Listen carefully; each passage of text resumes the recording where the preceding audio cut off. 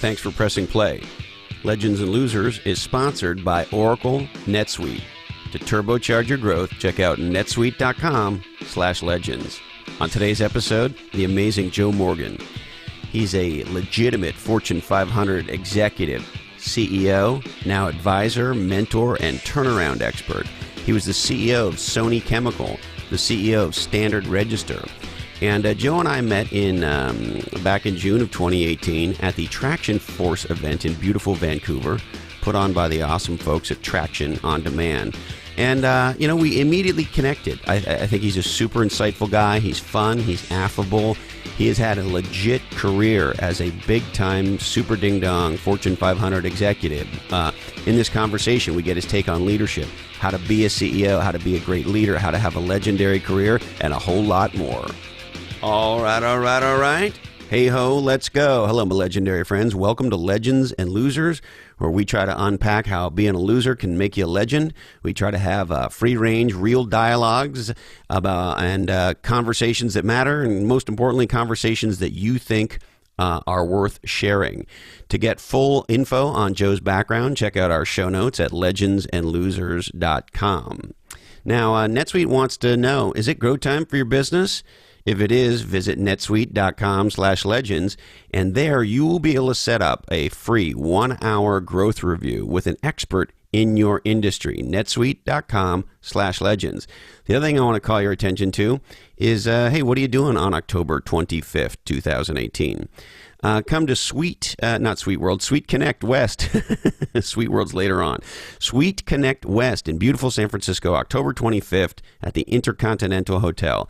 And you'll be able to figure out what's going on in the cutting edge of technology, the application of technology to produce business growth. And you'll get to hear from lots of experts across multiple different industries. And you'll also get to hear from Bob Myers. He is none other than the general manager of the Golden State Warriors, NBA championship Golden State Warriors. So to join for Sweet Connect West in San Francisco on October 25th, go to netsuite.com/company, click on the events tab, and you can get yourself set up. Now, here he is, my new buddy, Joe Morgan. I think there are little legends and big legends, like historic people are maybe big legends. But then I think in a microcosm of the world, because we've tried hard and we've participated, I think we can leave a legend. But whether it carries on for generations is probably what we all have a bias toward when we think about that word.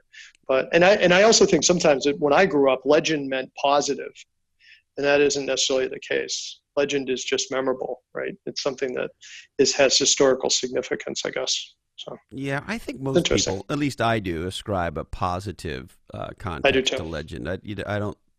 I mean, I guess you could say Jeffrey Dahmer was a legendary serial killer, but I would maybe say famous or notorious. To me, legend has a positive context. Yeah, that's the way I would like to hold on to that. So hey, now speaking of legends, you've had an amazing career, and you have, if I think about young people starting off, particularly who, are on what you might call an executive track. Mm-hmm. I mean, you were the chairman of Sony Chemical. Right. I mean, you have been as big a ding-dong senior CEO, chairman, CXO dude in Fortune 500 companies as a person can be. And so, how'd you do that? Well, the first thing is to say some of it's luck. It's being in the right place and being persistent. So a small story to answer that. When I came out of college, I was about 3/4 of the way through my undergraduate, and I realized I didn't like beakers. I was a chemistry major. I liked scale. So I said, how do you get into a scale type thing? So I said, I'm going to become a chemical engineer. So I applied to engineering school and I got in, and then I went to graduate school right afterward. And then I was told, you're going to get paid a lot of money as an engineer. So I'm all excited. And of course, then I get out in 1983 and there's no jobs. Everybody's getting laid off. It was terrible. So I took any job I could, and I ended up being a buyer in a chemical company. And so the quick answer to the catalyst for my career was being a buyer is an absolutely awesome job because you understand the supply chain of the business. You get to work with the finance department because you have to pay bills. And then salespeople come and talk to you all the time because they want you to buy stuff. So I got exposed to so many different businesses when I was 23. But then the company got acquired. I'm like, what the heck's that all about? And they, of course, inserted these executives, and all the family members and the workers that have been around for 30 years are freaking out. And here I am, 23, completely naive. I had no idea what was going on. Franny Arsenal, she was the administrative assistant in the purchasing department, chain smoker. She was hilarious, and she was like my mother at work. So she taught me everything, where to go, where not to go. So I paid attention to her. And then I met this guy, Mike Foster, at the company that acquired him. And I said, how did you get to be so successful? Because I'd like to have a chance to do that. And he said, and this is the short answer to your question, he said, find the most important thing to the executive team in your company and ask to be a part of it. And that's what I did. So I started looking around, and I was an up-and-comer. I was fast-tracked. I said, what project's the most important? Integration. I hate to interrupt you, but yeah, because I don't want to skate by it. You yeah. were an up-and-comer, and you were fast-tracked. What did you do as what did you do as an executive, other than pay close attention in purchasing, to have them put you on that up-and-comer track in the first place, to even have the opportunity to get on the super high-value projects? I delivered on what they asked me to do. And then I was extremely curious. So I got involved in other things without being asked. I appeared. I just became available. I was always willing to do whatever was asked of me. And I didn't see time as a constraint.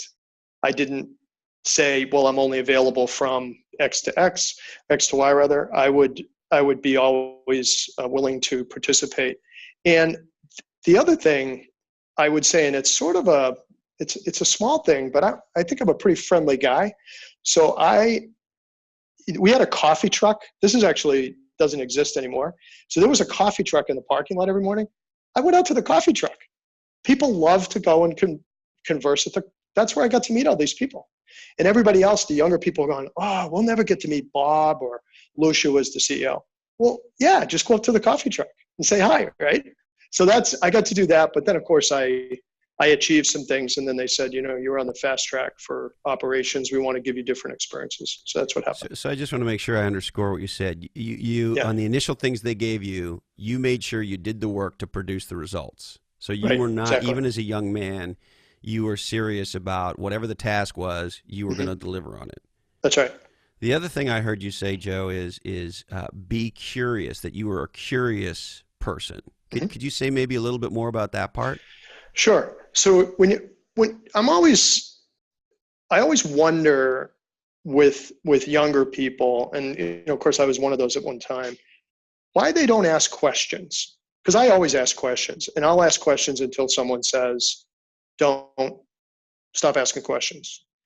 And so I realized, this is kind of funny actually, I realized very quickly that the two people, and this is 1983, that knew the most were Franny, who was in my department, and Mary St. Pierre, who was the switchboard operator. They knew everybody and everything that was going on. If something good was going on, they knew before anybody else did, and if something bad was going on. So they took me under their wing as sort of the young guy, and I started asking them questions. So how does this actually work, And my training came not through the quote unquote corporate training, but it came through the people that were at the grassroots of the company. So that's where my curiosity came. And that was from my mom and dad, because that's how I grew up, that was my life. That's those so types fascinating. Of folks. You and I share so much in common. I was, and I think hopefully I'm even more so now, a very curious person. Ask lots of questions. I had to, in my case, I had to learn quickly because I didn't go to school, right? Mm-hmm. But the other thing you said that's interesting is, there can be this stupid tribalism that happens in life and in business, right? If you're the young, handsome, smart, fast track guy, why are you hanging out with the receptionist, right? There's a lot of people, and we see it in business all the time, who treat the receptionist like shit. Yeah. But you just, it sounds like you were just somebody who just wanted to be with people and you didn't care who they were. Yeah, and that's the way I was brought up. My parents were school teachers, and my grandma lived in the bedroom next to me, and we're very faith-based family. So I loved being around people with experience and elders because there's a lot of wisdom there. I mean, that's part of our conversation right now. I mean, if you and I were 20 years old, we wouldn't be having this conversation because we wouldn't have any basis for it. So why wouldn't you go talk to them? And I did, and oh my gosh, I learned so much. It was absolutely incredible. And those two folks chose to be in the roles they were in. They could have done other things, but other people thought, oh, they're not smart enough, educated enough. They made a personal choice to be in those roles. It wasn't because they couldn't have done something else, but I really learned a lot. It was so funny, Chris. Some of the stories they told me, it was absolutely hilarious. In fact, remember when the space shuttle blew up? I do. Was that 80? That was 85, 86? Yeah, I was going to say 84. Yeah, right around 84, there. 85. Yeah. So I was with those women when that happened, and I literally was with them. And it was amazing looking at this little black and white TV when this happened and just listening to their reaction to it. Their hearts are bleeding and just feeling so connected to the people that were in this space shuttle. And yet, you get a bunch of engineers and they're looking at, why did it catastrophically fail? They're not worried about that. They're worried about the families of the people inside. That was the kind of stuff that helped catapult me in my career because it was getting at the people side of business early. Interesting. And it's not to sound corny or whatever, but it's interesting that you reference two women and you reference two women who are not in, let me say it this way, maybe traditional leadership roles. Yeah, no, absolutely. Yeah. And so if I was a young wannabe or up and coming executive, is that what you'd tell me to do? I think, of course, in a lot of businesses today, the roles that I just described don't exist. So it would be not literal that way. But I would suggest that you find out what the most important things are for the company's success early in your career. Find out who the people are that are most accountable for those things and find a way to be a part of their responsibility, their life in some form. And it's not that difficult to do. All you have to do is be present in some of the things that they're involved with. So that would be one thing that I would absolutely recommend that you do, is to get involved with the people that are really working on or leading the most critical things in the business. Yeah. And everybody can do that. That makes a ton of sense to me. The other question I'd have for you is, you ran a giant division of Sony. Mm-hmm. So if I was taking over today as the head of Sony Chemical, or essentially a giant company within a giant company, being an internal CEO like that, what advice would you give me as I took over that kind of a job? The first thing that I would say is understand the measurements between the subsidiary and the parent company. Because if you don't understand the measurements and you make assumptions on those, it will create an enormous amount of anxiety right out of the gate. So that's one. Number two, you made an interesting point. I started Sony Chemicals Corporation of America in the US, so I was the first employee. So for me, I didn't inherit anything really. So they gave me a bunch of money and said, go start a business in Pittsburgh, which is a fascinating story, actually. But I think having taken over other companies where a CEO was in place, generally there's a reason for that. I've never taken over a CEO position where someone, truly retired. It was because something wasn't going right and you had to come in and fix it.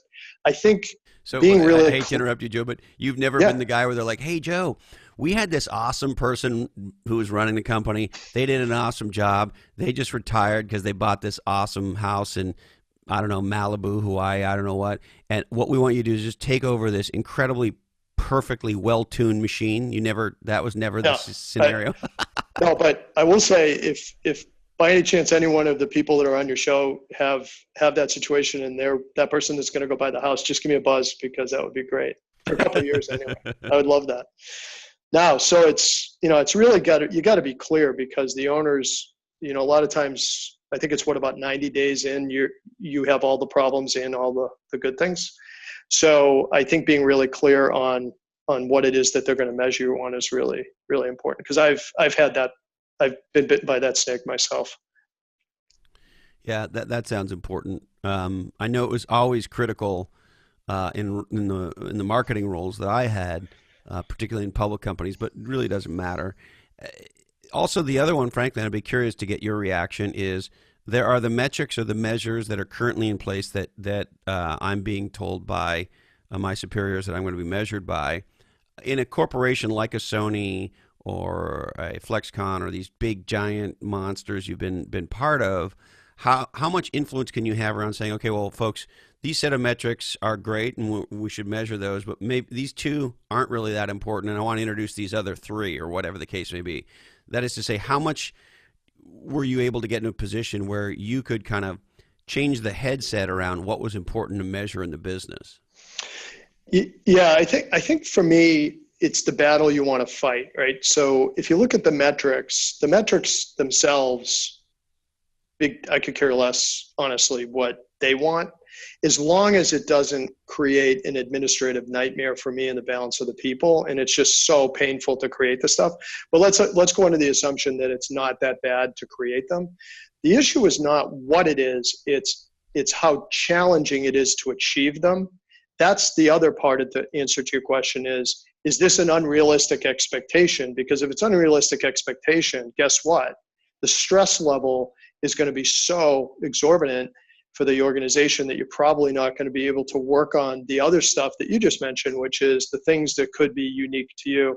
But at the end of the day, performance is what drives it. If you kill it, people suddenly, if you want to add 3 new metrics, have at it. If you want to take one off, we'll consider it. If you're not performing, they're going to add 12 more metrics, right? Yeah, so exactly. It just gets worse. The proctology exam doesn't get better, does it? No, it doesn't. So it's all about performance. If you perform well, then you have lots of flexibility. If you don't, then it's a nightmare. When I worked at Sony, it was really interesting. First time I went to Japan, I made a PowerPoint presentation, which was the first time that had ever been done. It had always been done with foils. So the first time I went to Japan, I actually had to buy another briefcase in the Pittsburgh airport because I had so many foils with me that I had to use in my presentation. Eventually it was hilarious. But those meetings, what I realized before, and I've said this many times, is I realized year 2 that I'll never be Japanese. And I wish I had learned that my first year, because I'll never be part of the culture. But what I can do is help advance the business model by being willing to be inclusive and be curious and be understanding. But I'll never be on that side of the ocean and be there when some of the decisions were made. And I have to be okay with that.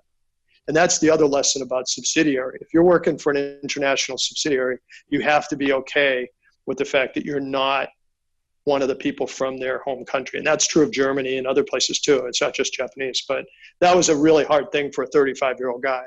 Yeah. I'm used to being included. Yeah, no shit, and being a little strong-headed about things. I remember a very powerful gal that I used to know. I haven't been in touch with her much lately, but in the investment banking world, she was one of the top executives at a boutique investment bank in Silicon Valley who ultimately sold to one of the big mega banks. And I remember talking to her a few years in, asking how it was going, and because she was now running the iBank within the mega bank kind of thing. Mm-hmm. And I was sort of asking her a little bit along these lines, how to deal with corporate and that kind of stuff.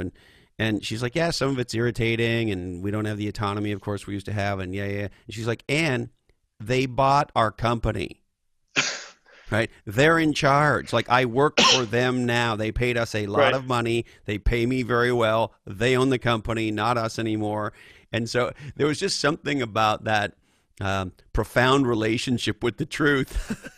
Yeah, no, I hear you, and that's the thing that I know a lot of CEOs and a lot of executives, and sometimes they forget that they actually work for someone because they're the top person in the company. Well, that's true, but if you're a public company, which I've run a public company, it's completely different.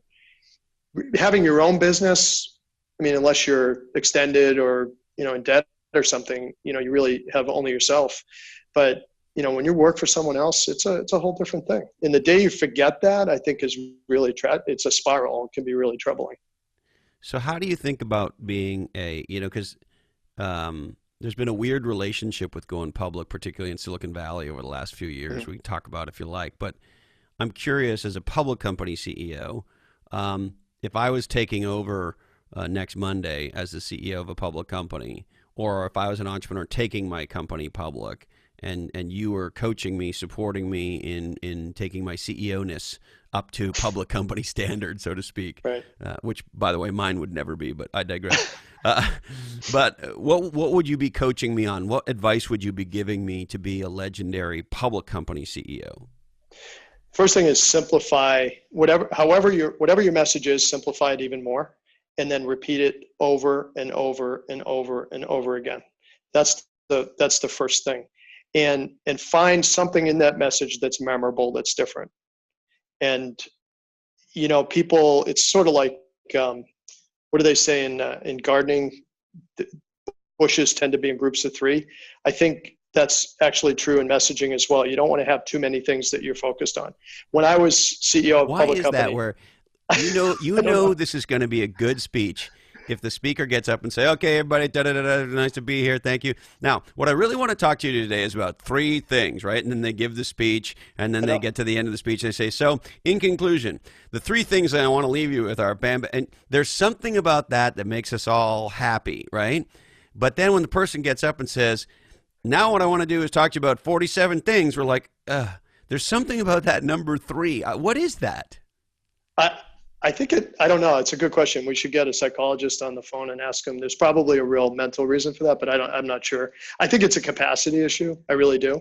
But even that, if you ask a week later, people don't remember what the 3 things were, but they were happy at that moment, right? I think, though, for me, it does matter what the 3 things are, but I think the fact that you can come up with 3 things that out of this much stuff indicates that you are a person that can, in fact, sort, sequence, and focus a group of people toward a common goal. So I think that's one. I think another thing you have to do is have positive energy and passion for what you're doing. The people that are truly introverts, that are really technical and maybe purely financial, that are monotone and have a difficult time being expressive, can still perform at very, very high levels. But out of the box, sometimes it gets a little hard because people want someone on the balls of their feet that are really genuinely excited about the opportunity. I think that's really important. So I think simplicity, I think some energy. And then I also have found that you have to have a grasp of the financial circumstance, especially if you're a public company.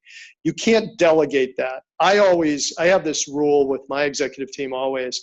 If someone ever asks me an obvious question, and we haven't already explained that in our presentation, I will go off the deep end, because we should never have somebody ask a fundamental question. So I think the next part of that is, don't delegate the core things around finance, because you go public because of money. Otherwise, you wouldn't go public. So you go public because you're wanting to connect with money sources. So you as a CEO have to be able to demonstrate core competency at the P&L and at the balance sheet. And if you can do that, that's great. That doesn't mean you have to be able to go into all the covenants and the bank debt and all that stuff. You don't have to do that, but you have to be able to show how the money flows and express confidence in where you can take the company. That's what I would. It's interesting you say that. It makes total sense to me.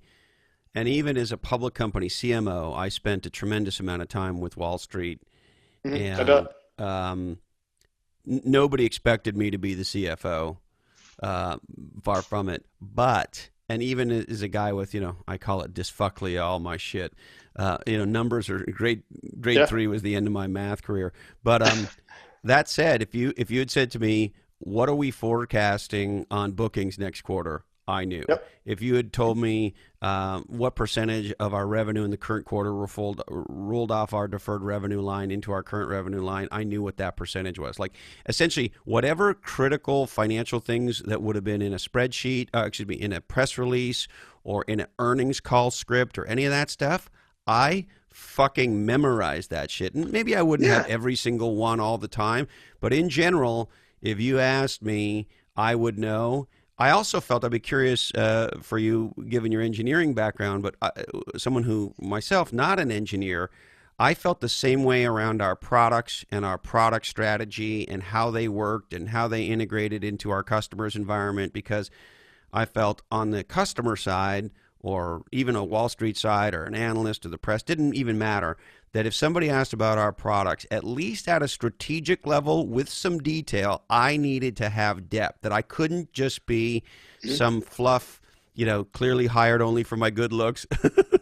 Well, I can see where that would happen, Chris. I mean, yeah, exactly. That's a challenge you've faced a lot. Yeah, seriously not. But that, to your point, even in areas that were not necessarily your particular expertise, yeah, that there was a level of detail in the business that you had to have. I felt that way as a CMO, never mind a CEO. Mm-hmm. No, I think you're right. And especially as a CMO, I'm sure you got the question, so where are you going to spend the money? What's the return on that? And then a lot of CMOs go, what do you mean? It's the digital world. Of course we need to do this. Well, that's not helpful, because so you have to come up with something a little better than that. Otherwise, people it sounds like you don't know the answer. You've just given some. I agree with you. Bullshit, right? Yeah, exactly. You can't be defensive in these situations. I think it's awesome when a CEO or a senior leader stands up and said, we have alignment at the executive level for our vision, our culture, and our strategy. Awesome. So let me ask the VP of whatever what they think. And they're going, blah, blah, blah, blah, blah. And you know that no one's bought in. So as an investor in the business, you're probably going to say, yikes, there's some real risk in this situation, isn't there? That's why I believe in being far more inclusive and getting people involved, so that they have a chance to participate. So I think that's a pretty fun opportunity. But I think at the question you asked at the first, if you took over right at this, you can't delegate it right away. You have to take control, and then over time you can kind of, bring people into it. Yeah, you also the other thing that one final thing I would say is eliminate all the props, kind of like the basis of Legends and Losers. This is a conversation. It's free flowing. There's no PowerPoint. I think the people that can talk about the business in a dialogue, conversational way win. It's not about decks and all that crap. That's my opinion. Yeah, it's interesting. We see that in Silicon Valley now. A lot of entrepreneurs have realized that if they're going to go meet with a VC, it's actually a lot more powerful to go in, sit down, and have a conversation. Because anybody can practice their TED Talk style, and get good at that, right? Can you sit there for 2 hours and have a meaningful conversation about the business? Yeah, maybe you go to the whiteboard, chalk talk some things. I don't know, but to have a back and forth conversation with some real depth, and if you can't, are you just a cheap suit, or an actor? Well, you're really there for maybe one reason, not for the whole reason. Yeah. So. Now, you also said early in that sort of thread, you used the phrase positive energy. Now, I'm curious, do you consider yourself an introvert or an extrovert, Joe? I'm an extrovert, definitely. Yeah.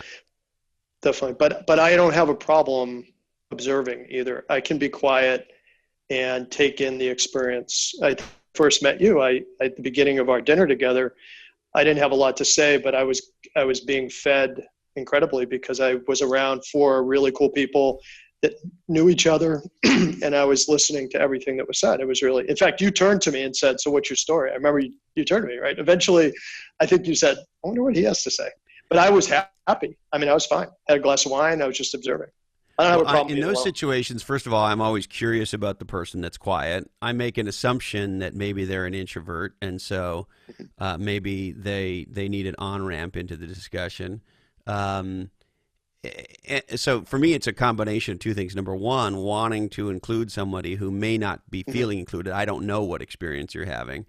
And the other one is, I'm kind of curious. I'm sitting next to this guy at dinner. I kind of know everybody else. I don't know Joe.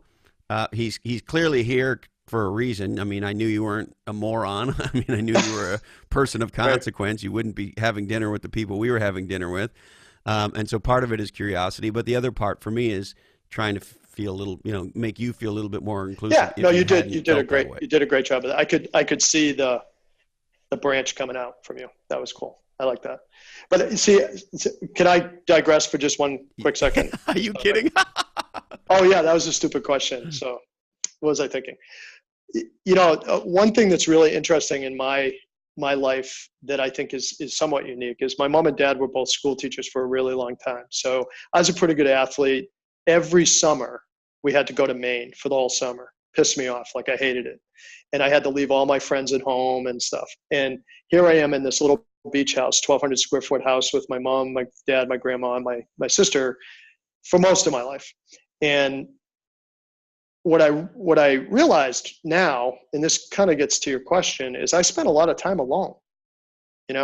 I spent a lot of time on the beach. I was really fit, exercised a lot, talked to a lot of elderly people. So I was really exposed to experiences that were different than maybe I'm exposed to now or my children have been exposed to. So I became very comfortable with being alone.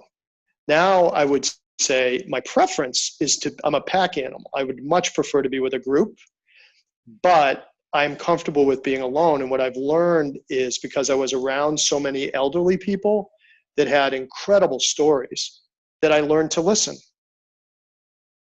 I was the youngest, so I was to listen. So that is part of what has given me my balance, I guess. So you might misunderstand if I'm an introvert or an extrovert. Well, I don't know because I know, my friend Dushka explained this to me, and I never understood this about myself, and I was always sort of confused a little bit, actually, that I am as extroverted as I might seem to be, and I am, but I am an introverted extrovert. That is to say, if we go to a party, or I'm thrown into a party where I don't know anybody, I'm going to have a terrible time. I'm not someone who's going to come up and shake your hand, and that's not who I am. I will probably... Yeah, I'm not like that either. Is that what an extrovert is? Somebody that does that? Is that what that really means? I mean, I don't know what the dictionary definition is, but I mean, I think most people would say somebody who's outgoing and so forth. But in a situation where I don't know people, I'm probably just going to leave.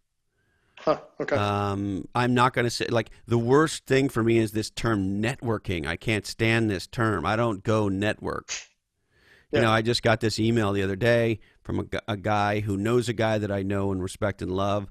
He says, oh, so-and-so told me to reach out to you. I'm going to be in the San Francisco Bay Area. I wanted to network with you. And he said I should get to know you. Can we have dinner? And I said to him, well, I'm not much of a networker. Is there a specific purpose? And he said, well, just to get to know each other. And I said to him, I'm not your guy. I don't need to go get to know you. I can afford my own dinner.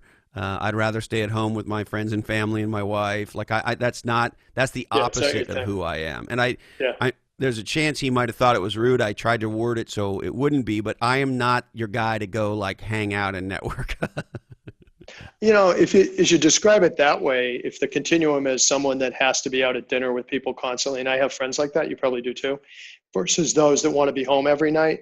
My wife is more on the introvert scale. She'd much prefer not to do that. I'm probably a little bit over the middle, but not all the way to the extreme, because I'm not a glad hander. Hey, I can't do that either. I lose interest, and I just don't think it's genuine. Now, you've also done a lot of work in entrepreneurial businesses. How would you contrast being a leader, being an executive, being a CEO in a Fortune 500 environment to being in a more startup entrepreneurial environment? The number one thing that I would say is in an entrepreneurial environment, it's all about the company that we're in. Whereas in a public company, there's a large percentage of the time that's about everyone else. And so the burden with that is, in many cases, I don't think it's worth the time. Whereas I think when you're an entrepreneurial business, especially if you believe in what you're doing, which most do, everything you do is about moving it forward. And I think that's the beauty.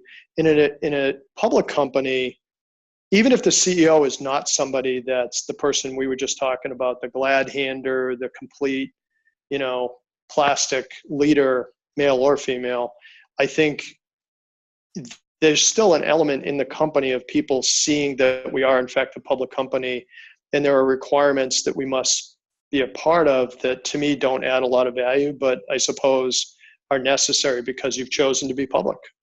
So that's the thing that I've discovered. I also think to some degree, a lot of companies, public companies say, we want to act entrepreneurial. The reason that I think they say that is because I think entrepreneurial companies are a hell of a lot more fun. They're less restrictive. You can do stuff you want to do. I mean, try put a case of beer in an old line public company in the Midwest. You're probably going to be really hard pressed to do that. Whereas, take an entrepreneur that, like a bunch of them that I know. I mean, it's not just beer. They have whiskey. They got everything going on. And they just have fun. They have more fun. I think that's true. So there's no question that working in entrepreneurial companies is more fun than being the CEO of a big public company or being the CEO of a giant Sony division or whatever the case may be. Is that a question you're asking me? Yeah. I think I had fun in all of it, but I will say being an entrepreneur is, I think, overall more fun. I would say that. Yeah. Yeah. I would say so. I mean, my only experience that would be anywhere near close to yours was at Mercury. And when we sold the company, we were probably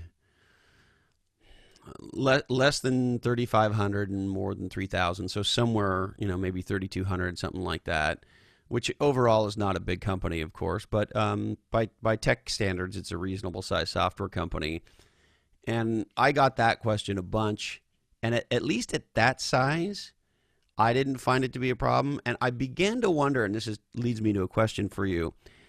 At Mercury, it was a company that it felt like you could move. There was 6 or 10 of us at the top of the company, and we could get into a room, and we could have a conversation, and in an hour make a decision and walk out of that room, and those 6 to 10 people could move the company in that direction, and the fucking company would go. And it was a very powerful experience. And so I actually thought it was cool because we had a very substantive company in a big market category, which we were dominating, and and we could make decisions and move and, capture new ground. And that to me was a very cool, powerful thing. I'd be curious, can you juxtapose your experience in that regard? Big company, public company, small company? Yeah, and I was thinking about as you said that, because I think because I've worked in a variety of different companies, when I first got in there, in many ways, I was acting very entrepreneurially because it was new to me. I was brought in to change things, not to have status quo. And so that early phase, I would say, was off the charts enjoyable. It was an absolute blast. And you bring in people that want to be a part of what you bring to the company, and then they're all fired up, and then you kind of move the whole thing forward. But then there's another stage where maybe it's become a little more regular in terms of what you're doing. That's, I think, the turning point where you either have to go to the next plateau, which is really difficult, or it becomes more steady state. I am not the steady state guy. I'm brought in to transform in a dramatic way. That's what I do. So when I get a chance to do that, so I'm sort of changing my answer from before, I think at the phase where there's a lot of change, a lot of transformation, it's awesome.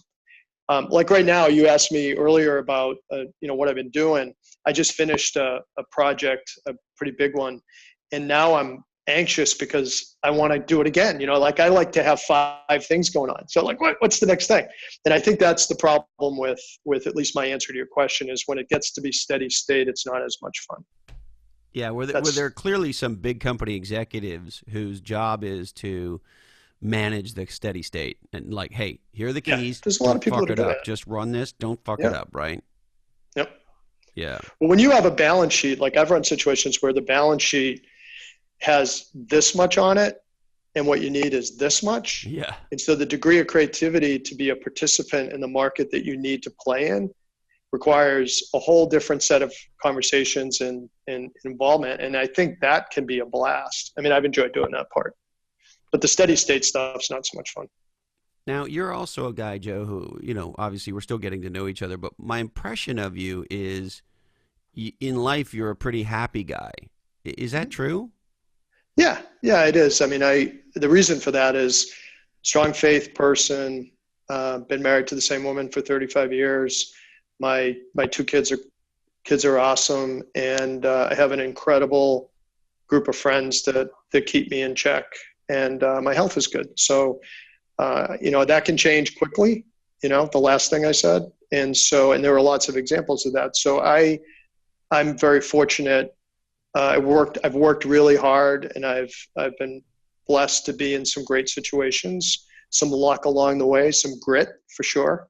But yeah, I'd say overall, I have to be pretty happy. And I live in Nashville, Tennessee, which is fun too. You live in Nashville? I do. Yeah. How long have you been there? 3 years. So I'm a Boston. Well, I grew up in Worcester, Massachusetts, which is a whole different story. Chris? Can you say Worcester? Worcester? There you go. Nice. Did I So get have you close? Been there? Have you been to Worcester? That was great. I've been to Worcester. Have you really? Yeah. I mean, not a lot, but I've been there at least 2 or 3 times. And there was a point in my life where I sort of felt like I was almost living in Boston. I did a bunch of consulting and speaking, and I was there once a month for several years. No kidding. Yeah, I used to stay at the Charles Hotel when I was Did you really? Harvard I've Square, been there and many times. the old Harvard Square is a triangle. So you should have an accent. Everybody bring their accent to your show sometime, and just bring their odd, whatever, Their odd twist. Because I lived in Boston, I lived in Pittsburgh, I've lived in different places. Now I live in the South. So what's that like, going from being a Yankee Doodle in the heart of Yankee Doodleness to being in Nashville with Elvis? It's different. I mean, this place is just rocking. I mean, so many people are coming here all the time. So Nashville Central is really more of a melting pot. Tons of young people, so it's vibrant. I feel like I'm 20 years old again, which is pretty awesome. The thing that's a bad thing about this town is all my friends want to visit here, and they're on vacation when they come, and I'm not. So, I mean, you got to be kind of careful what can happen to you if you're in a town like this. But that's really fun. In terms of the connection between me and it's extremely conservative. So that's an interesting thing, especially with all that's going on in the political environment. So it's fun watching the politically conservative. Yeah. And it's there's a lot of deep religious roots here. And so when you see the advertisements on TV for the different elections, it's quite interesting. Huh. Yeah. I have to be careful sometimes where I go with my conversations. And well, I know that we're not going to do that today. Yes, don't we all in the environment we're in? For sure. I think we all need to learn, myself included, how to disagree more agreeably. Because the bummer about that to me is I think a lot of us are not that far off, actually. I think I could be totally wrong. I could be a Pollyanna, but I think a lot of people in our country are probably 60 to 70% close. And if you were to draw the circles around different topics, that are hot buttons, and it's on the margins we yell at each other, but I don't know. Maybe it's worse than I think. I don't know.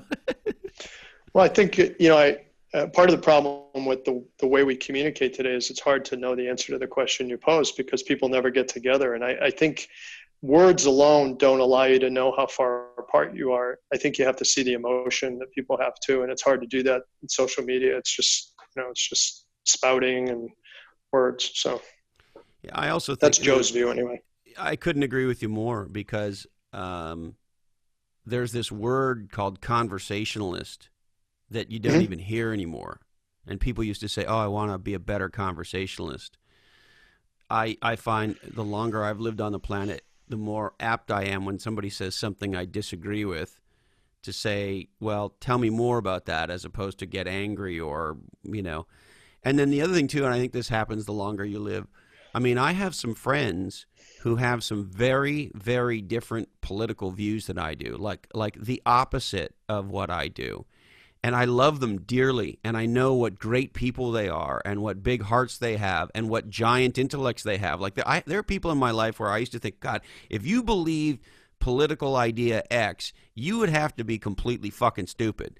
And then I find myself in a conversation, years ago, this is kind of coming up, but I'd be talking to somebody who I knew was incredibly smart, and they would espouse this perspective, and I would go, how's it even possible that a smart person could think that, right? And then you begin Yeah. to realize, well, maybe you're not the fountain of fucking everything that's true after all, right? Right. And Well, so you begin to develop a little humility with it. and don't you think as you age too, you have different experiences. So something you might have dug in on at one time, you just didn't have any experience on. And then you go over here and suddenly you have a different experience. You're like, wow, okay. Well, people are actually okay. They're not evil. It's just I didn't understand it because I didn't have any experience there. So it's interesting. Go ahead. Yes, go ahead. I've been called, because I'm a middle-aged guy, I've been called, I've had people say to me, we don't need any more people like you.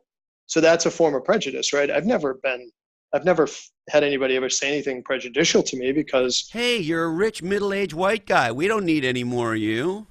That's exactly. So I'm thinking, wow, if I was standing behind a screen, what would you say? But then I thought, wow. So I actually took that, and when I'm in an Uber or Lyft or in a taxi, anytime there's someone that is from a different country or a different color or different sex than me, I have a conversation. What's it like to be you in the world today? That's my opening question. It's amazing, Chris, the conversations we have. I've had people pull over. I had an Uber driver one time in Ohio, and he said, what are you doing for the next hour? I said, I don't know. I don't have anything going on. He said, you mind if I go off the meter and we just talk about race relations in the United States? I'm like, are you kidding me? I'm all in. That would be so great. So we talked for an hour about it. It was great. Imagine if everybody did that. You should start a podcast, Joe. Wouldn't that be cool? No, you should. I felt that with you right away. As soon as you started to talk and open up, you're sitting sort of right next to each other at dinner, and I was like, I immediately wanted to have a conversation with you. I knew within, I don't know, probably the first 2 minutes, if not 30 seconds of you beginning to talk, that, God, I'd love to get this guy on Legends and Losers. I'm not surprised to hear you're the kind of guy the Lyft driver wants to pull over and have an hour-long conversation about life and racism or race, whatever it is. Yeah. Well, thank you. It's a lot of fun, though. I mean, it's so cool. It's so cool. But, well, yeah, and the other thing you realize, of course, as you live a little bit longer is I realize, there but for the grace of God go I. It could be very different for me. Yeah. And B, to your point, one of my favorite quotes is, if you haven't changed your mind lately, how do you know you have one? There are ideas that I had at various points in my life. I haven't heard that. That's great. Isn't that a fun one? I got to figure out who the fuck said it because I love it. There are ideas that we once had that we don't hold that way anymore. Or there are ideas that felt very black and white that feel a lot grayer. And what I do know is it is not helpful for the most part when we just snap into our position and start barking at each other, right? Mm-hmm. To your point on curiosity, it's a lot more powerful to say, somebody just said, oh, I think Adolf Hitler was the greatest human being who ever lived. Okay, that would get my attention in a negative way. But even in that situation, I would try to say, well, tell me why you think that, right? Right. And so no matter how hard the thing is, and I find, and this goes back to business, do you find that particularly as you raise through organizations or you're the CEO, it can be harder and harder to get to what's actually really going on because people are just sort of feeding you the happy shit? Yeah, that's one of the greatest. Isn't that the definition of the naked king, right? And that's that whole thing where you want to believe that everybody's behind you, but then they're not, and it's kind of crazy. I do this thing called Coffee with Joe. Yeah. And I've been doing this for about 15 years where I get together with groups of people, no more than 15. Has to be Dunkin' Donuts because, of course, I'm from Massachusetts. Not to do a commercial, but it's always the double D. And then we bring some snack because people like food. And what I find is that a lot of CEOs that I know do that symbolically. They'll get around, hey, let's go have a round table discussion. Well, I don't have a table. I remove the table because it's a barrier, and I just have chairs. And we talk. And what I find is if I just have one group, I could walk away. I mean, I ran a company with about 5,000 people. So if I just took 13 people and said whatever they tell me is reflective of everyone else, that would be stupid. But if I do 15 or 20 of them, I start creating themes.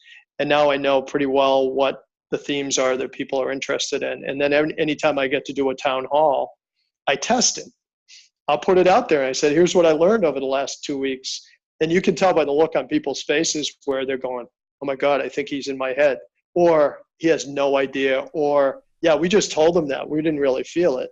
And you can kind of get this whole thing going on. And so I believe in that. What's interesting, and I think you just hit on a really important point for me, is now that I'm not the CEO of some of the companies that I'm working with, but they're asking me to do CEO type stuff, I still have coffee with Joe's, and I learn way more than I did when I was the CEO of my own company. Isn't that interesting? Yeah. There are many downsides to being an advisor or coach or consultant Yep. or board member or whatever thing you are that is that thing. But that is one of the upsides. It is. The way I think about it, I'm not a dad, but I'm a very deeply committed uncle. And I have lots of kids who call me uncle, not necessarily just, blood or by marriage kids, but by psychological adoption, if I could call it that. And one of the interesting things about being an uncle and a committed uncle is you can be that for the kid, right?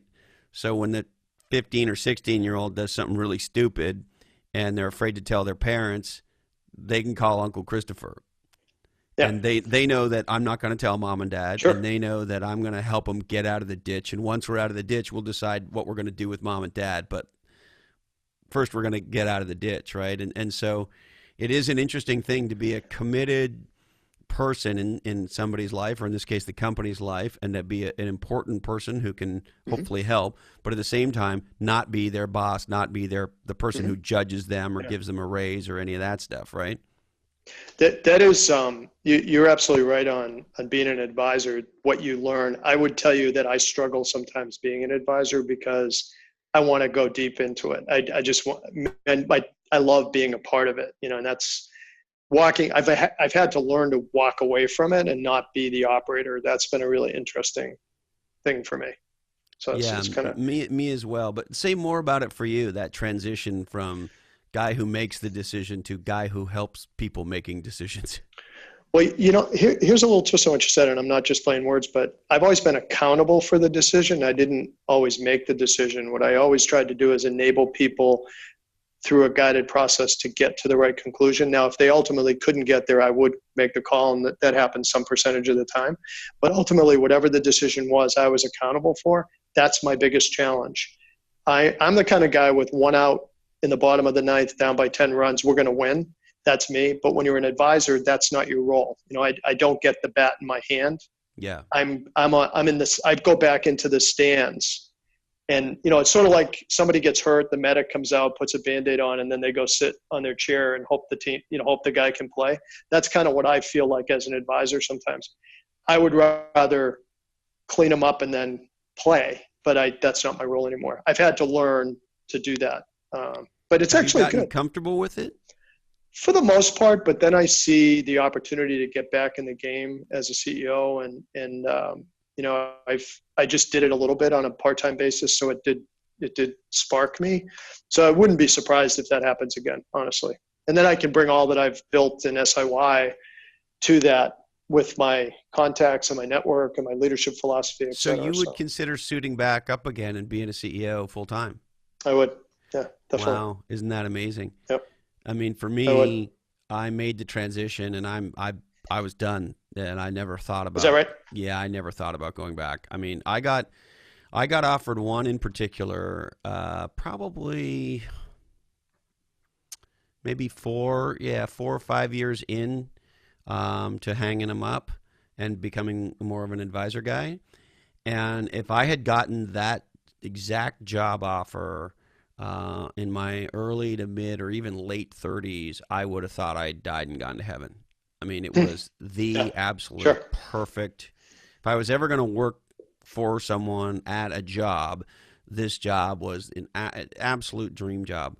And the interesting thing about that was, because it came plus or minus 10 years after that, I not only did I not consider it for a nanosecond, I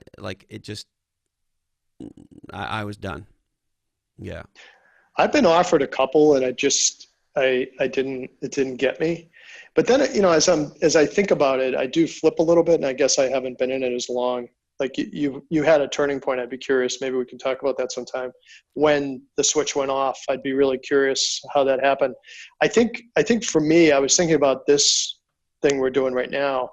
As a public company CEO, the last company, I wouldn't be doing this with you. That someone would say, there are better things you can do with your time, or, whatever. There'd be a reason somebody would come up with, or, what are you going to talk about? Are you going to say something? We want it to be a little bit more structured. And now I talk about whatever the heck I want to talk about. So there's a lot of benefit to that, which I really love. I mean, I never would have met you probably or been involved in this had I not gone off and done my own thing. So, Yeah. So I do go back and forth a bit. It's hard. We had Doug Merritt, who's a dear friend of mine, on the podcast, and he's the CEO of Splunk, and they're about a $15 billion public company.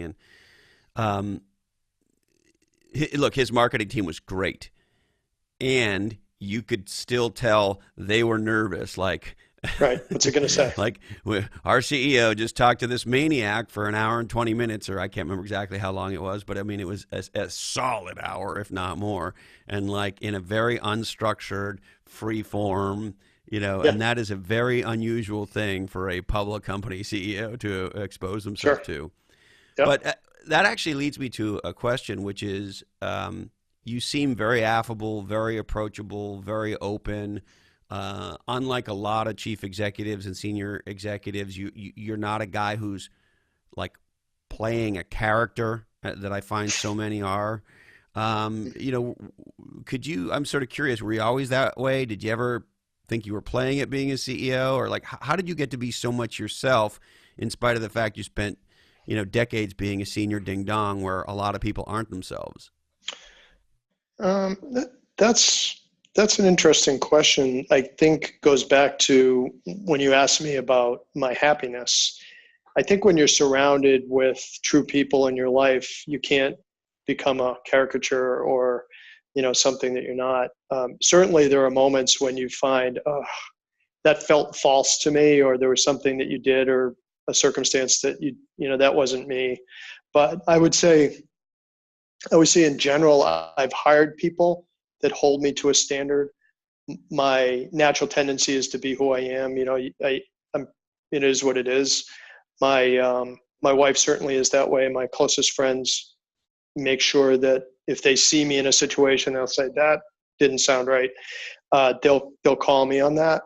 I think that's probably where it was. I'd also tell you the kind of businesses that I've been in, for the most part, are not overly sexy at times. So they're kind of tough. Some of them have been in the industrial market. So the people that are there are different than when I worked at Sony, and part of Sony, where I'm in high tech, living way up here at the front edge of things. Some of those folks were a little bit different than the ones that I was dealing with in the industrial areas. So I think there's probably some of that in there.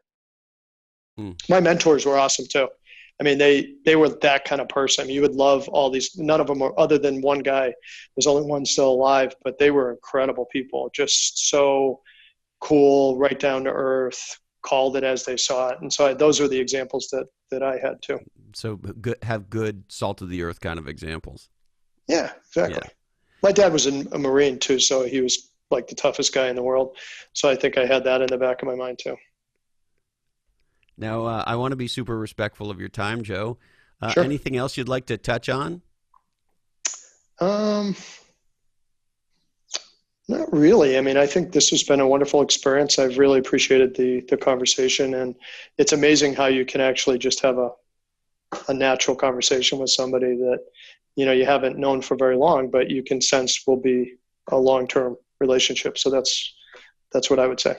Yeah, I would say, at least from my perspective, Joe, it started off as a bromance for me.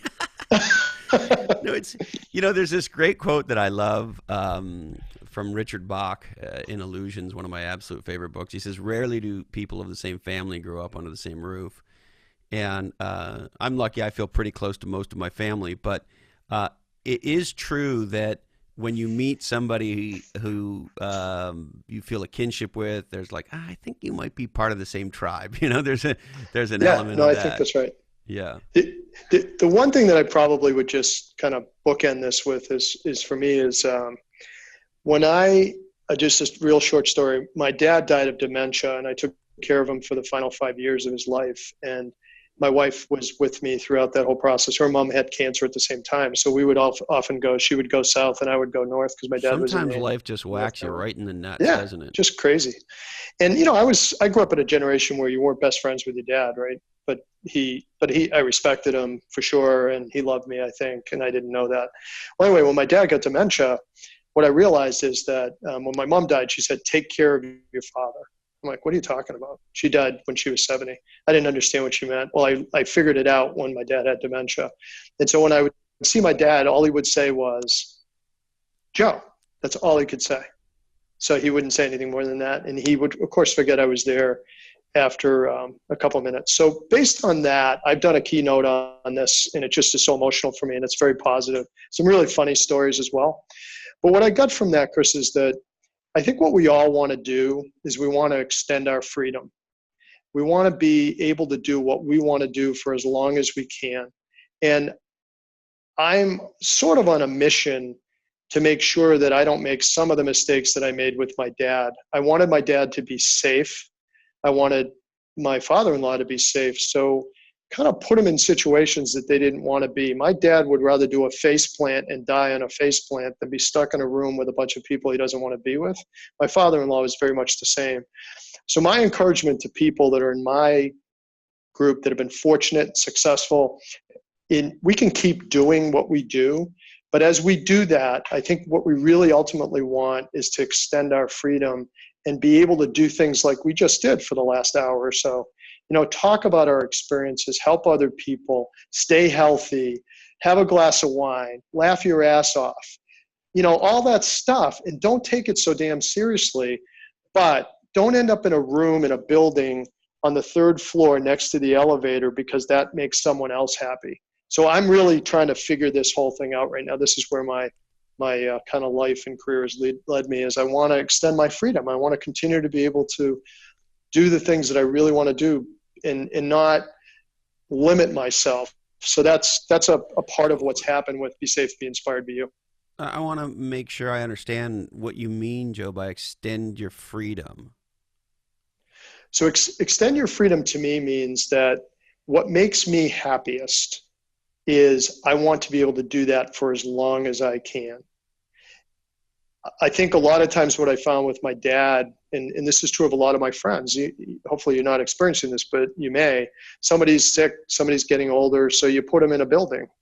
They don't want to be there. They just want to be somewhere else. They want to be able to be with their friends and be free.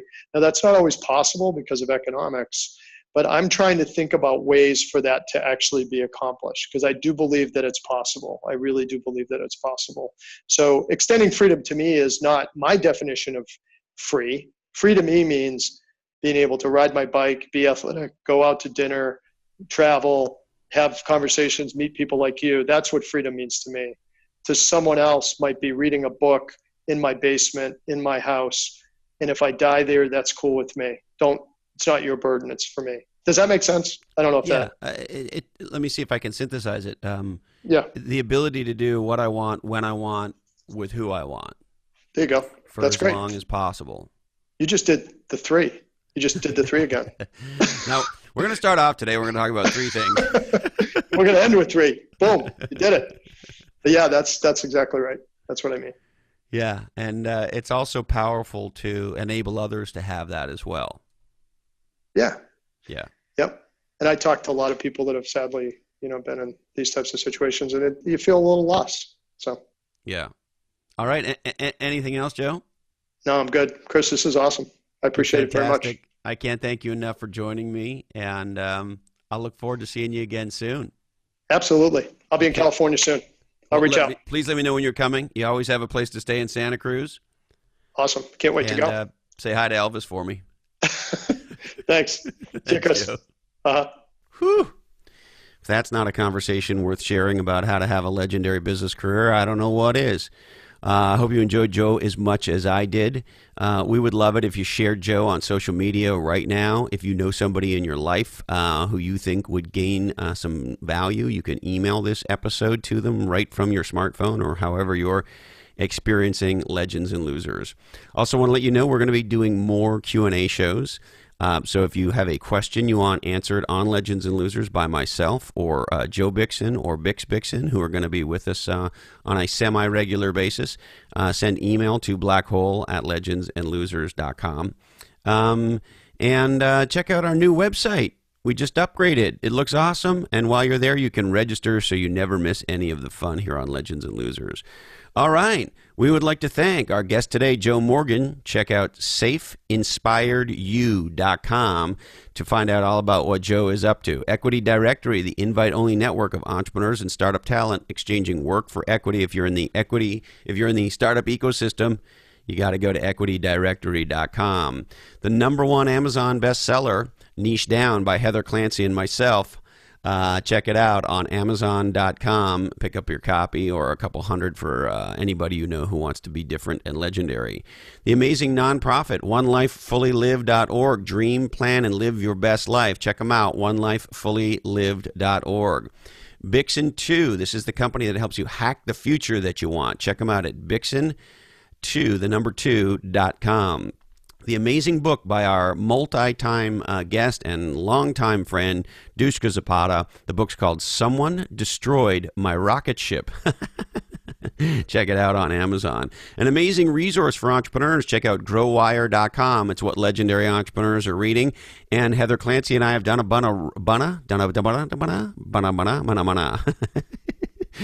bunch of writing. Check out growwire.com for Heather's work, my work, and the work of many other great people writing on entrepreneurship and growth. And are you in Australia? We have a growing audience in Australia. And if you're in marketing or you're a CEO trying to drive growth in Australia, check out rapidmedia.com.au. Legendary marketing, media, and communications. rapidmedia.com.au. And the amazing people at kiva.org. If you want to make a difference to small entrepreneurs in the developing world, check out kiva.org and you can help with microfinance loans. All right, today's information is provided to you solely for informational purposes, and we need to remind you that this oddcast is a sole property of the Legends and Losers Oddcast Network, and we would love it if you shared the shit out of it. We must warn you, the information contained in this oddcast should not be taken without the express written consent of a medical professional. This information is provided to you with the understanding that the creators, producers, and some guests may have been consuming libations and cannot be considered reliable. Before making any decisions, taking any actions, you should consult with your clergy, lawyer, doctor, accountant, and shaman. And of course, in the event of a 4-hour erection, call someone who likes you. Be nice to your father. Support your local entrepreneurs. Don't forget to buy John's Crazy Socks at johnscrazysocks.com. Tell 2 people you love about 2 podcasts you love. Don't be lame. Get out of the passing lane. And most importantly, only buy pasture-raised, free-range eggs. Thanks, Dandy Candy. I love you, Mom and Dad. And hey, Colin, this oddcast really ties the room together, doesn't it? Today, our deepest apologies go to Marcus Rust, CEO of Roseacre Farms. Sorry, Marky. We just ran out of time for you. That's it. Thank you so much for investing part of your day with us. It means the world to me and everybody at Legends and Losers, and we'll see you next time.